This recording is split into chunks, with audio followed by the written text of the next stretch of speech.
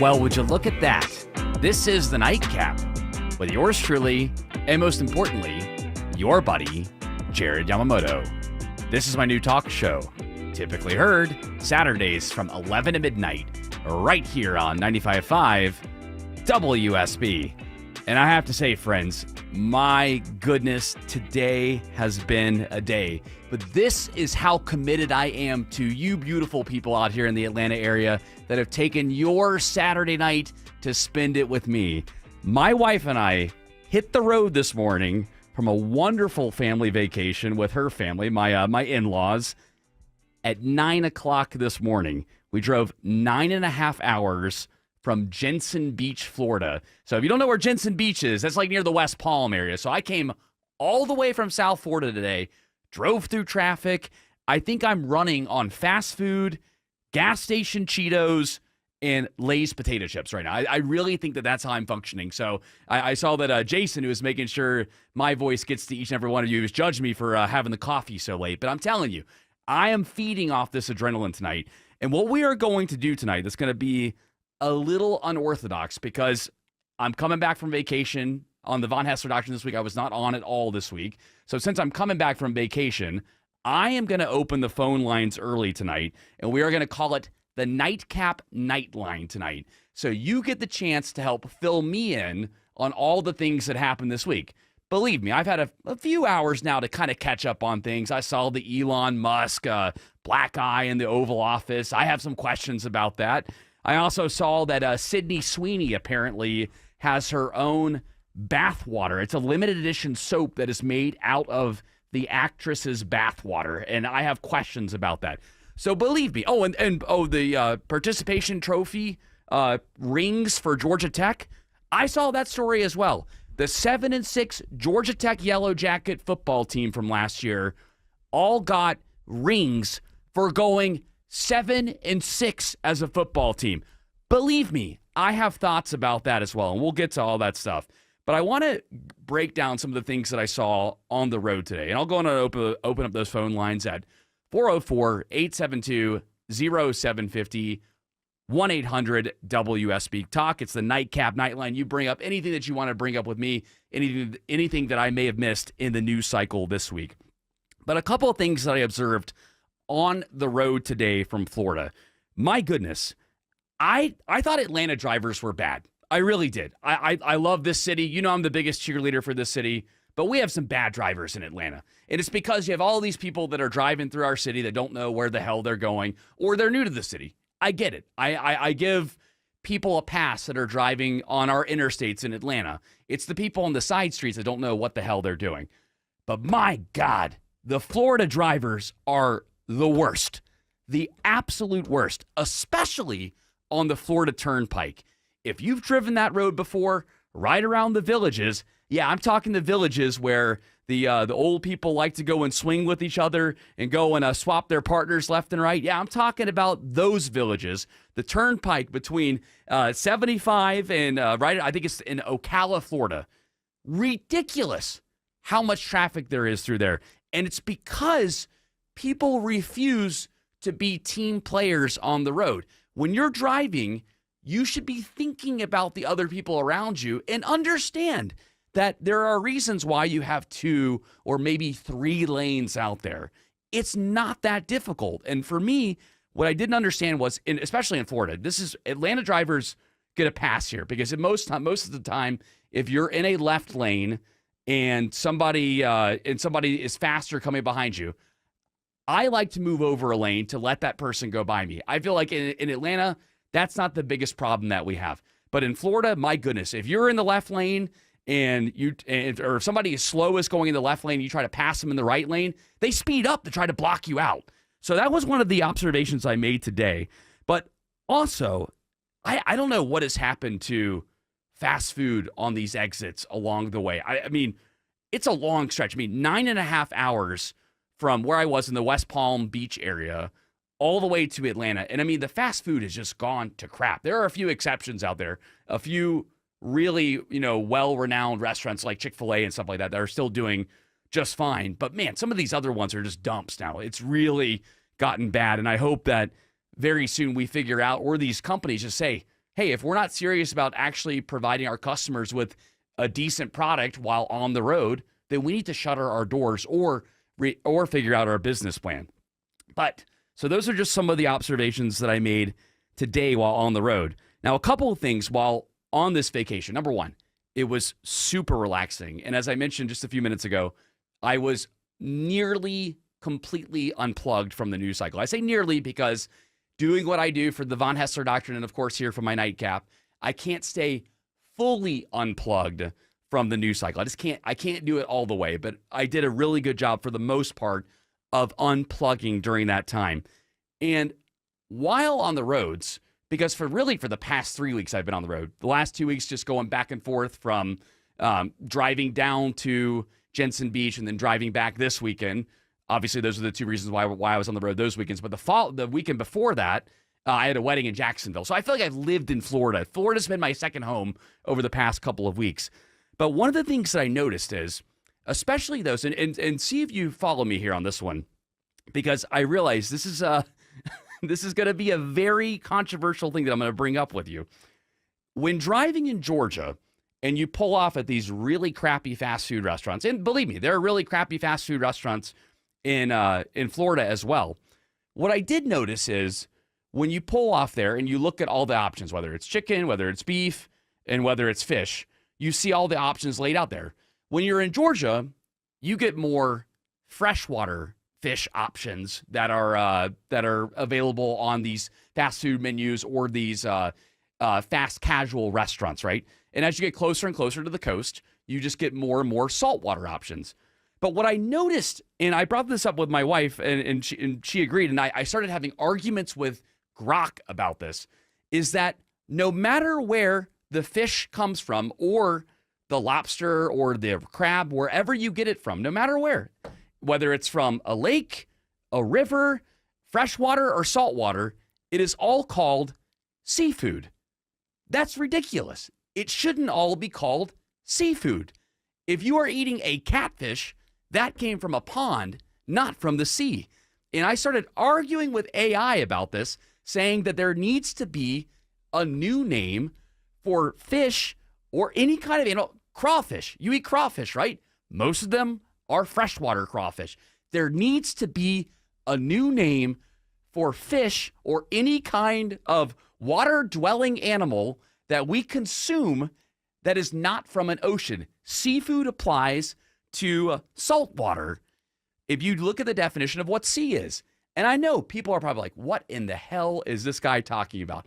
I am here to bring up the truth of what I see out in the real world. And even while I was arguing with AI about it, I'm like, that seems like a conundrum that I'm eating catfish or that I would consider eating trout, but it's considered seafood. There's no way that catfish ever saw the sea in its life. That trout never saw the sea in its life as well either. Now, again, crabs, fine. You put in the mullet, you put in the mahi-mahi, all that stuff, fine. That's all from the sea. Great. Keep it in the same category. But we need a word for the fish and other wildlife that we eat that comes from freshwater. So the phone lines are wide open, 404-872-0750, 1-800-WSB Talk. I see Randy is waiting over here. You want to talk about these bad drivers in Florida? Man, they were awful today, Randy. How are you? Welcome to the Nightcap, man. Hey, thanks, Jared. It's great to talk to you. Great to hear from you as well, man. So what was your experience? I mean, we're from Atlanta, and Atlanta drivers are not great either. I love this city, but we are not great drivers either. But my goodness, man, they were awful today on the road. No, of course they were. And I've driven everywhere. I've driven in numerous countries around the world, left side of the road, right side of the road, wherever I've been in 100 countries. And the Autobahn is nothing but the greatest because everybody knows how to drive. But even through Atlanta, when I see the Florida license plates, it's like, okay. Watch out. They start in Michigan, heading south, whatever, straight to the left lane. Do not get out until right before they exit and get over. It doesn't matter how fast they go, they just stay in that lane. So, no, and then Florida, well, it's full of them. That's all you get.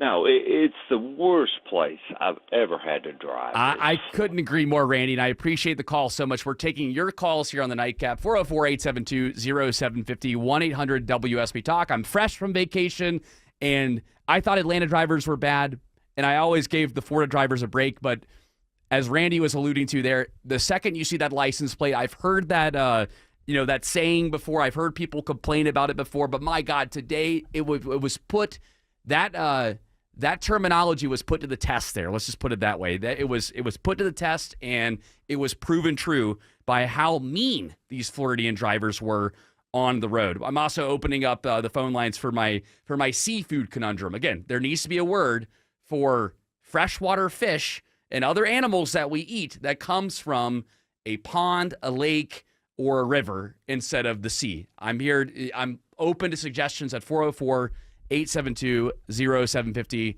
1-800-WSB-TALK. Now let's get to some of the news of the night here, because I obviously missed all of these stories this week, but this story it caught my attention immediately. Sydney Sweeney is selling soap that contains her actual bathwater in the soup, or in the soap rather. Sydney Sweeney, obviously super famous, young and upcoming actress, and she's very attractive. There's a lot of people that she is their fantasy for. She's a very attractive young actress that is really making her way on the scene now. But I remember when you've seen some of these actors and actresses come out with products that are based off of their scent or their smell, and I'm sorry, I'm not going to pay for Sydney Sweeney's bathwater. I'm not going to do it.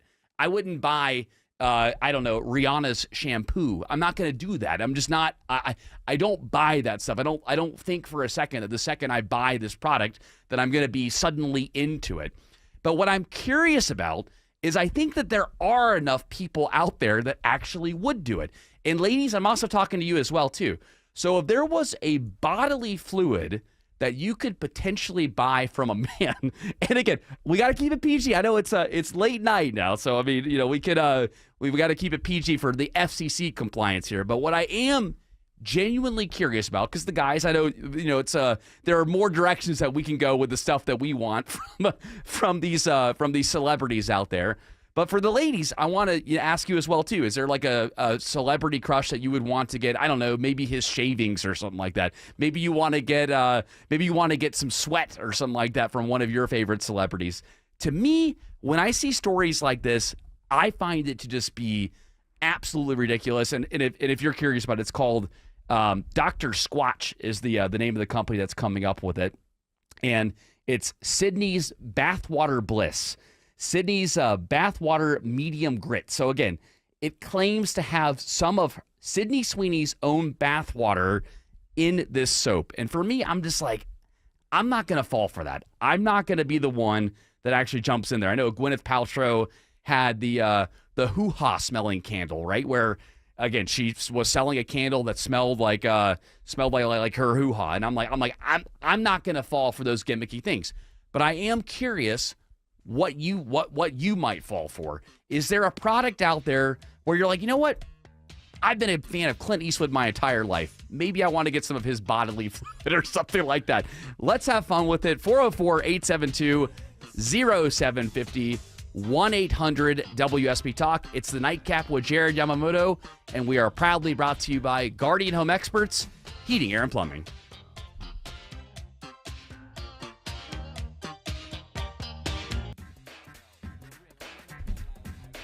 This is the Nightcap with yours truly, Jared Yamamoto. And if you're just tuning in, I drove 9.5 hours today to get here on time for my Nightcap, and I'm happy to share the night with you.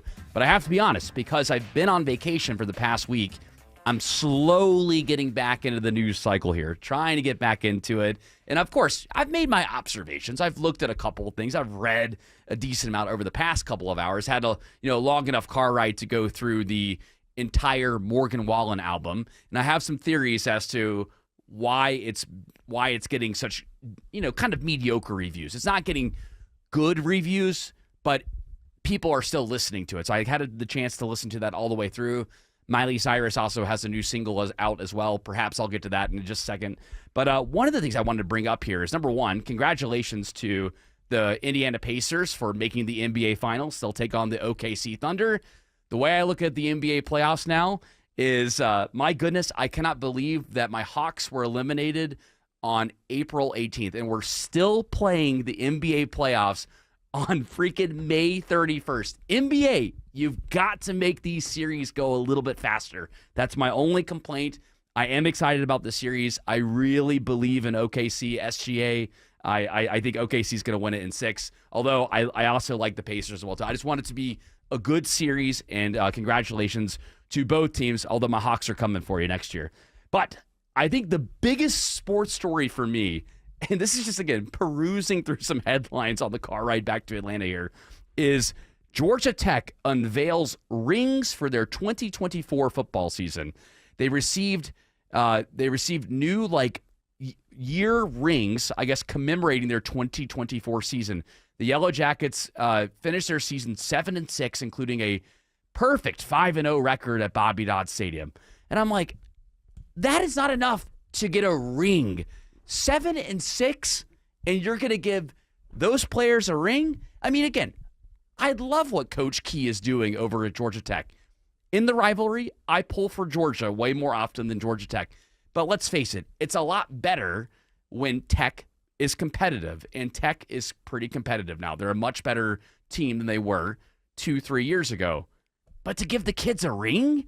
I mean, what does this say? What does this say to the next team that goes, I don't know, let's say they go 8-5 next year? What are you going to give them an extra NIL bonus on top of it? You're going to throw an extra $3,000, $4,000 plus an even bigger ring? I mean, it's getting out of control here.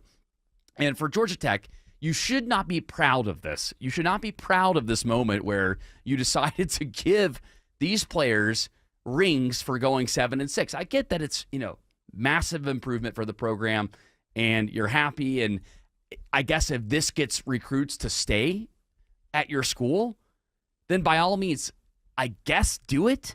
But for me, I'm like, if I were a 5 or 4-star prospect and I was considering Georgia Tech, I'm out. After seeing that, I'm out completely. I'm picking Georgia, or I'm picking another school. I'm not picking the school that gives out the rings for a 7-6 season. Not going to happen on my watch here. The other story that I picked up on that I thought was really, really kind of, I guess not annoying me, because I know that it's thrown out there as bait, and I want to make sure that I'm very clear about how I feel about this. So lots of music was listened to on the car ride back from Florida today, and a couple of Taylor Swift songs came up, and then I saw in the headlines that Taylor Swift now owns her own music catalog following the controversy with Scooter Braun. And for me, I'm happy that Taylor Swift owns her own music catalog because she was re-recording all of her albums and then selling them back to her fans. But the problem that I have was jumping in the comment section and seeing so many people feel like she was just taken advantage of for this whole time. This woman is a billionaire. She's worth $1.6 billion. And if you're a diehard Taylor Swift fan, again, I don't fall in the category of love or hate her. I've been to one Taylor Swift show. It wasn't the Eras tour. I went to the Reputation tour with my wife. And was it a good show? Yeah. Was it the best show I've ever seen? No, not at all. It was not even close to the best show I've ever seen. Was I impressed with her performance overall? Yeah, I thought she did a good job. But the fact that so many of her fans, the Swifties, jump out there and say, man, thank goodness you go, girl. Do they not realize that they have now officially paid for her music, not once, but twice? And she's now that she owns it, I don't even think she's going to come out with the last 2 albums that she was talking about re-recording. So for me, I feel like the Swifties have been bamboozled here. I feel like they've been taken advantage of. What do you think? 404-872-0750, 1-800-WSB Talk. It's the Nightcap with Jared Yamamoto. Got a lot of things that are coming up here. I see people calling in about the bad Florida drivers, my seafood analogy. I see also people calling in about Georgia Tech as well too. So again, I'll take all the calls, and even if you want to bring up something that I may have missed this week, these are just the things that popped up to me. For me, with Taylor Swift, what really bothers me is that she actually believes that most of her fans are just going to be sympathetic towards her. Again, I don't hate that she ended up getting her music back. I'm happy that she got her music back. But for me, like if I bought the Taylor's version of these albums, I'm sorry, I'm going to feel like I got played a little bit. I'm going to feel like I paid double. And hopefully on her next tour, she ends up giving some kind of discount to those that rebought these albums for the second time. When we come back, we got to talk about the Elon Musk black eye in the Oval Office. We've also got to talk about the Stitch. The Stitch in downtown may not be happening because of federal funding issues. We'll cover all that and more right after news, weather, and traffic. It's the Nightcap with yours truly, Jared Yamamoto. 66 in Hampton, 69 in Ackworth, and 70 in Mosley Park. More news at 12. Breaking news when it happens. Jay Holloway, 95.5 WSB. This is the Nightcap with yours truly, Jared Yamamoto. And I appreciate each and every one of you for hanging out with me, and I appreciate all the new followers on my X account, on my Instagram account. I was actually just looking at that. Now I don't know where I put my phone, but I saw people were texting me. Here it is during the newscast here. They were Xing me and Instagramming me and coming up with these different terms like river food for my seafood issue that I picked up while on these road trips over the past couple of weekends. Again, Florida has felt like my second home over the past 3 weeks. Had a wedding 3 weeks ago down in Jacksonville. Had a great time for that, but driving down there, not ideal. 5.5 hours, and then today driving 9.5 hours back from Jensen Beach. Though I had a wonderful time down there with the in-laws. Again, if you're looking at like the Florida map there, it's like right kind of just north of the West Palm area.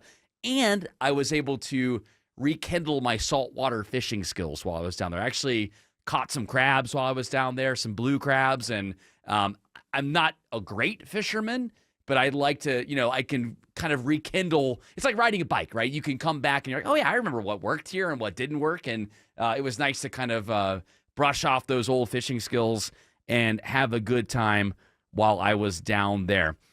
A couple of other things I want to bring up here, along with all the different things that are going on, which, by the way, if you're just tuning in, we are doing the Nightline here on the Nightcap. Nightline meaning that the phone lines are wide open. So as I return from vacation and kind of jump back into the news cycle and get ready for Monday, you guys fill me in on any of the things that I may have missed this week. Again, I've brought up a couple of things that I thought were just absolutely bizarre that I had to bring up on the show. And, of course, on my ride back, I was able to do some reading and kind of caught myself, I'm like, okay, this is interesting here. So it's not like of course I had a little time to make sure I got ready. I wouldn't leave you guys hanging like that here on the Nightcap. But again, I appreciate all the new followers and all the new people following me on my social accounts at Jared Yamamoto. All right, so a couple of things I wanted to bring up here. So I've seen a lot of these stories over the past couple of weeks where you're starting to see the scare stories, right? Where as Doge and the Republicans in the House and the Senate, as we try to pass the Big Beautiful Bill Act, there are a lot of federal projects that are considered on the chopping block. And the Stitch has been something in Atlanta that we've been trying to build for a long time, which the Stitch is essentially like a green space that they would put over part of the connector that would connect downtown and midtown together. I like the idea of it because essentially with the connector cutting through downtown the way it does now, you have midtown on one side of the interstate and then downtown on the other side. If you were to put this green space on top of the interstate, it would hypothetically connect them back together. The area that they want to do it, though, is between like Piedmont and North Ave and that area over there, which I think could work. Peachtree and Piedmont over there, which it could work. The Civic Center MARTA station's over in that area as well, too. But I really think in order for the Stitch to work properly, what you would need to do is put it and connect Midtown with like the Georgia Tech area. So like Bobby Dodd Stadium. Imagine if there was a green space between, going from Bobby Dodd Stadium to the Varsity or something like that. I think that would be a much more useful way to spend that federal money. But you're seeing these scare stories now where it's like, well, I don't think Atlanta's going to get that money. Oh, I don't think they're going to get this kind of money. What people don't understand is that the direction our country is going, and I had some good conversations with family about this week, the direction that our country is going is not sustainable with how much money we're spending. We cannot keep spending. So if you are going to spend, it can't just be because you think it's going to work over time. It needs to be not necessarily a sure bet, but pretty damn close to one. And for the Stitch project, I'm a fan of it. I think overall it would be nice to have both parts of Atlanta. I know Atlanta's lots of different neighborhoods, but the two main parts, Midtown and Downtown, it would be nice to have them connected back together instead of having a crossover a bridge. But believe me, when I lived in Midtown, there were plenty of times where I walked home from the old Turner Field. There were times where I would walk home from State Farm Arena or from any of like the downtown areas. It's not as far as you think, but if there were a green space there, instead of having to walk over a bridge, I think I would have enjoyed that walk a lot more than the difference between going from one part of town to the other part of town. There was a change that happened on that walk. And I think that in order for this to work out, what they need to really do is they need to say, hey, let's go and focus on where the most populated areas of town are and try to connect them. I would love to see that entire stretch basically from Atlantic Station down to I guess 10th Street and just connect it up from there. Maybe even go all the way down to North Ave rather. I'd go North Ave all the way to 17th Street. That's where I would put the Stitch. And then if it is successful there, then you continue to use it. But don't keep putting out all these stories where it's like, well, this federal funding might not happen. Ladies and gentlemen, let me just say this, that if we continue spending the way that we're spending in this country, it's not sustainable long term. We have to make cuts in some places. And to my Republican friends too, you do have to make cuts in places you don't like either. You have to make cuts in defense, and you have to make cuts in those other places as well too. There are places across the board where we can be leaner and more efficient, and that needs to be applied across the board. And unfortunately, with projects like this, you have to find ways to make sure that it's practical and that people will use it. So I wanted to give my take on that. And the phone lines are wide open at 404-872-0750, 1-800-WSB-TALK. You know what, Jason? I've gone all this way here, and I haven't opened up the news of the night, of course. I have not opened up the news of the night. Oh, it's all good there, man. I think my mixer is down. But what I wanted to do is, in the news of the night here, I saw all these bizarre stories about Elon Musk, right? Elon Musk had a black eye in the White House, and essentially there were a lot of speculation as to why he had the black eye, that some kind of bad blood was developing in the White House, which, believe me, if you hung out with Elon Musk long term, in the short doses that I've seen him in the public eye, I'm sure that he would probably get annoying after a while. Now, the guy is brilliant. He's way smarter than me, and you can't take that away from him. But I'm sure that he would get super annoying and probably think that he knew what was best for everything that he tried to do. But that's okay, though. And I think what's interesting was jumping into some of like the conspiracy rabbit holes that were happening with this story here. Apparently, his son is the one that it was playing with him and hit him in his eye. And I don't think any foul play happened in the White House. I don't think that like one of the advisors to Trump or anything like that just suddenly hit him or anything like that. But it was an awkward looking image. And then I saw this other story where apparently he was balancing a spoon on a video on X, and it looks like, as some of the users are saying, that he was on ketamine while doing that, which for me, like, the thing about Elon Musk is that he has admitted that he's taken ketamine before.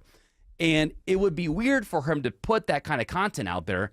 But at the same time, though, I think I'm like, if he's been open about taking it in the past before, then I'm not as upset with him for doing it. He shouldn't do that. And I'm not here to say that you should do that. But what I'm saying is that would be more on brand for him to do that.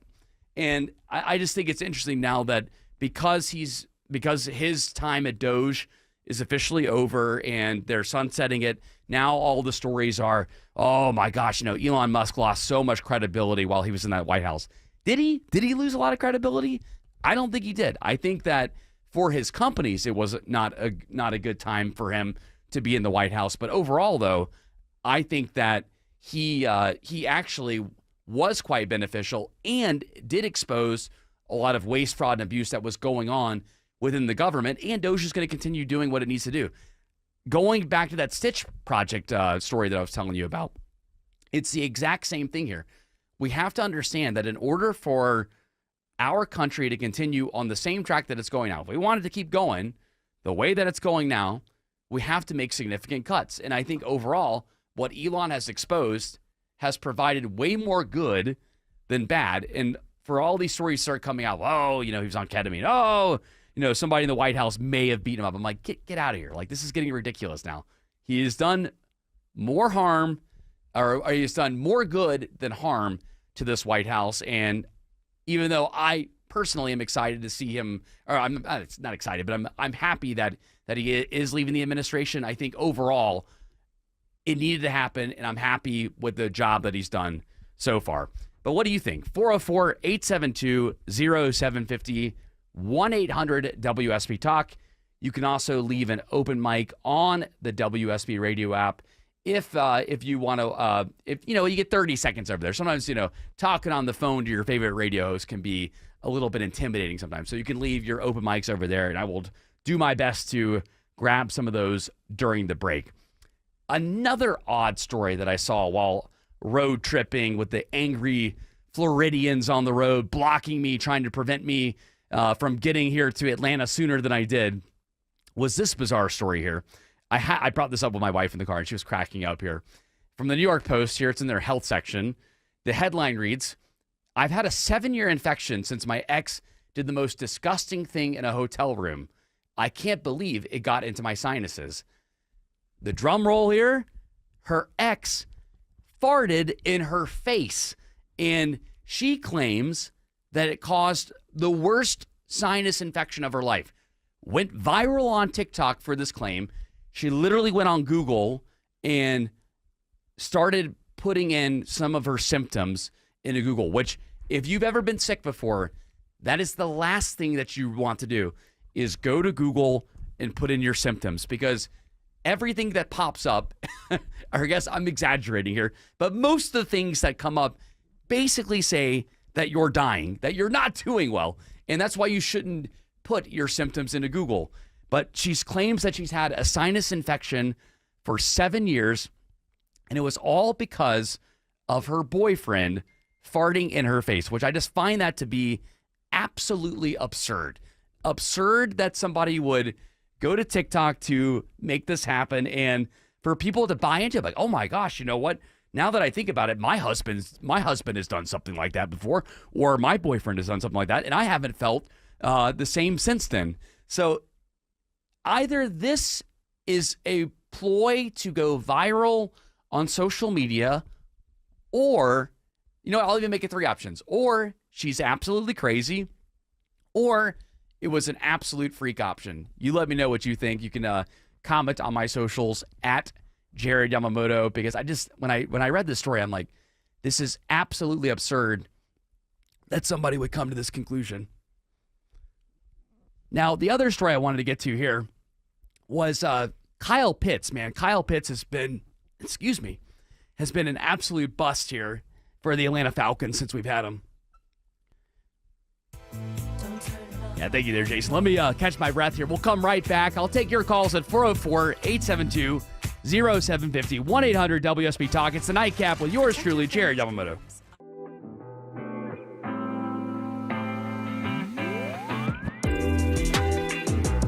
This is the Nightcap. We're still going here with yours truly, Jared Yamamoto.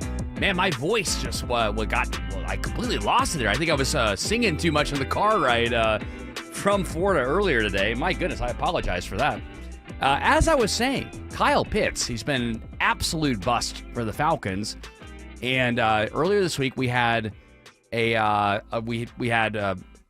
OTAs for the Falcons. Kirk Cousins wasn't there. Kyle Pitts was not there as well. And now we're starting to shop him around for a potential 2nd or 3rd round pick in next year's NFL draft. I'm sorry, I love Kyle Pitts, but that's ridiculous that we're having to shop him around like this. And I really wish that it would have panned out for him. I think he's an incredibly talented athlete, but for some reason, it just has not worked out here in Atlanta. Granted, he's had a ton of quarterbacks, and it's not fair for him to have to, go from Matt Ryan to Desmond Ridder, I guess Marcus Mariota, Desmond Ridder, and then now to Michael Penix Jr. and all of, 5 years that he's been in the league. It's unfair to him, but my goodness, it has been absolutely, he's been an absolute bust for our Falcons, and I hope that we get something better than a day 2 or day 3 pick. But we are also taking your calls at 404-872-0750, 1-800-WSB-TALK. I got to hold my voice here. My goodness, all the did not think that I was going to lose my voice like that. Well, from singing in the car, of all things, I'm going to get my wife for making me sing in the car today. The last story I wanted to get to tonight was from Slate here. Apparently, happy hours are dying in the workplace. And happy hours, I don't get the chance to do them because I'm working for the Von Hessler Doctrine, and we're on daily from 3 to 7. So most happy hours happen around like 5:30, 6 o'clock, something like that. So by the time I'm getting off work, most of the time people are either done with happy hours or it's moved on to something else. So my question for you is, and I get it, I feel like sometimes these things can feel a bit forced sometimes, where you end up going to these happy hours. Excuse me. And these happy hours end up being these just kind of like forced interaction with employees that employees don't end up liking very much. And I think there's a way to make them better and to make them more fun for employees. But my biggest thing is, I don't feel like people are actually going on lunch happy hours anymore, or I guess like just lunch breaks anymore. I can't remember the last time that I went on a lunch break and actually went with other coworkers. And I wonder if this is something that's happening in your industry as well. In your industry, are you actually going on lunch breaks anymore? Or are you bringing your lunch to work? Or is this something that's just, just died with the pandemic? All I can do is laugh it off at this point. I never thought that I've never lost my voice on radio before while doing it live. This is hilarious here. But I am curious whether or not you've actually or you've actually given up your lunch break, or if you've given up your happy hours or not. Because for me, again, working in irregular shifts, I have not had the opportunity to be able to go on it like a lunch break or a happy hour in a long time. But I wonder if those are dying out the way that they are. I appreciate each and every one of you for hanging out with me here on my Nightcap tonight. Again, apologies for losing my voice on you.